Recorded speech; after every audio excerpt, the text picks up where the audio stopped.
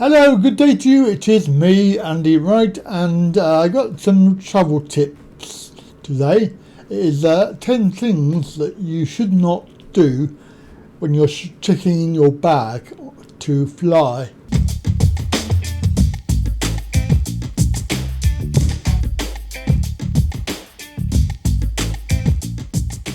So we're going to have a look at this. This is an article that was in Smarter Travel. So the 10 things not to do when you're checking in a bag.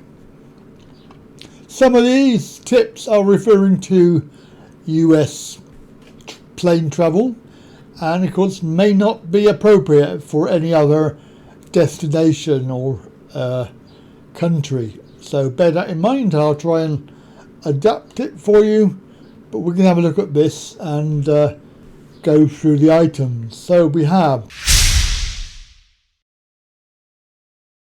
don't pack valuables in your checked bag. So you've got your checked bag that you check in and you've got your carry-on bag. So don't put valuables in there. So there have been items have been stolen from bags, such as your gold rings, iPads, cameras, etc, etc, etc.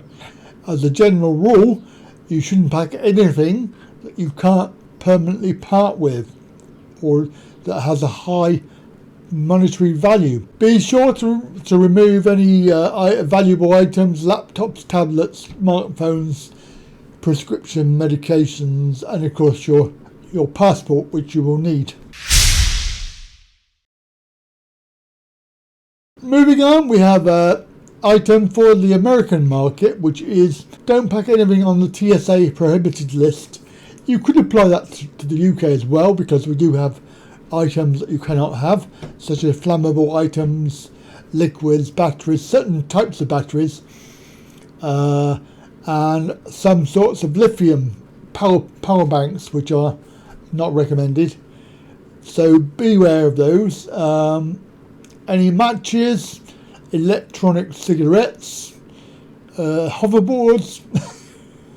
I don't know why you would have a hoverboard, but yeah, they're on the prohibited list. When you're locking your case for check-in, don't use a non-TSA approved lock. Well, they're quite handy because they can be opened by security without any hassle, and they haven't got to cut the lock. I don't know about the UK, but on my suitcase I have a TSA approved lock, which I then lock again with the padlock. So it sort of defeats the object really, but I've never had an issue with it. Plus I put a band around it which I lock. So I don't think anybody's going to get into my case. And certainly if you were that way inclined and you covered it in cling film as well, I don't think anybody's going to get into your case. But the TSA locks they can be okayed by the TSA, means that they can open them with a master key, which is quite good for them.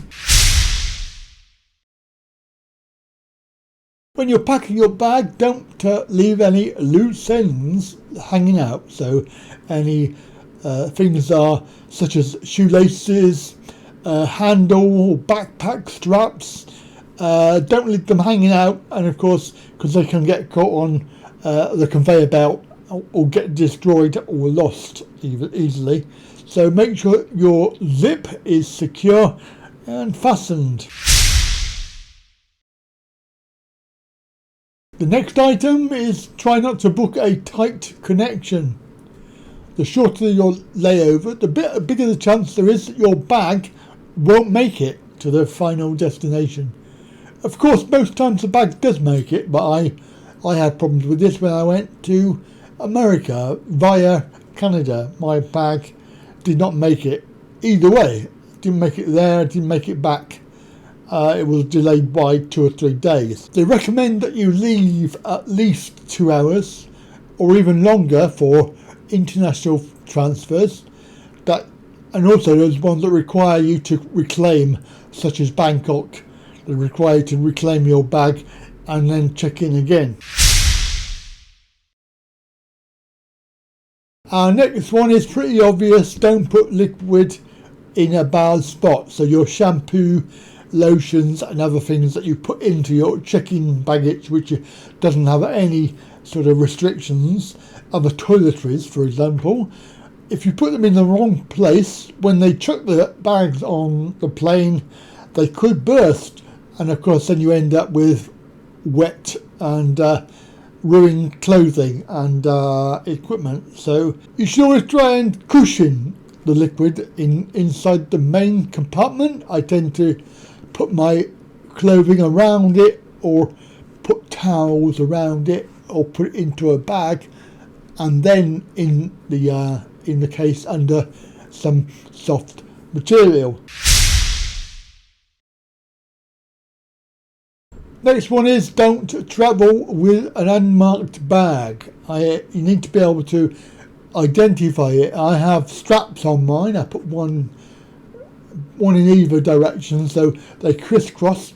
They're also a security device, which obviously makes it difficult for you to undo the bag because they are locked, although the key is actually a generic key. But the idea is that they have my name on them, so that the straps are easily identifiable. Especially for me, when I travel I have help, so therefore I can say my name is on the case. And of course my cases are generally very obvious. I know some people have different coloured cases, they have designs, but if you make sure that your unique baggage tag is also something that you can identify. Okay, this one's quite important for those people travelling.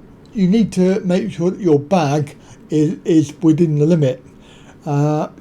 Most airlines check-in is usually between 20 and 40 kilos, depending on what flight, what company it is, what seat you have. The higher range seats that you pay for have 30, 40, 60 kilos of weight.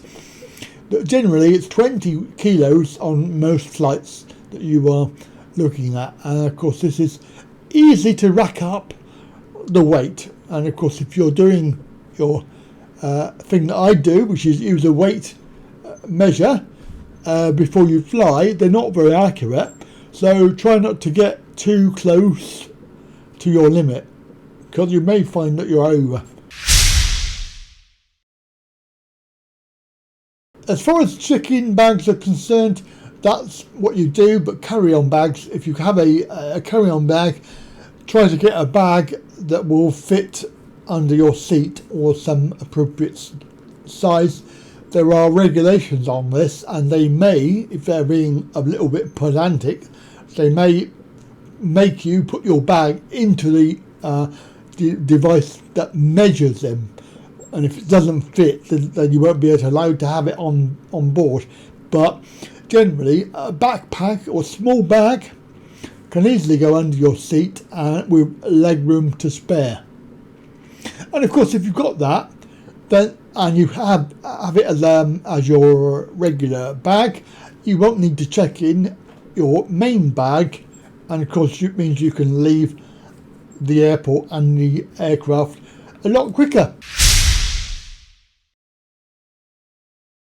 Here's an obvious one that you may find useful, and I have actually had experience of this mistake, is don't pack everything into your checked-in bag, because if it goes missing you will have absolutely nothing. And that is what happened to us when we went to America. The bag was 2 or 3 days late, and we had absolutely nothing to wear, no underwear or socks or anything. So try and put an entire outfit in your carry-on luggage, so in case your main luggage gets lost.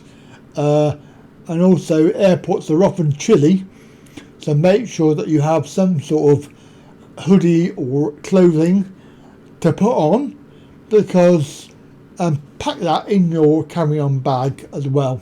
And there we go, that's the 10 tips for checking in bags on the aircraft. Hope it was helpful, and of course come back later for another video. Bye for now.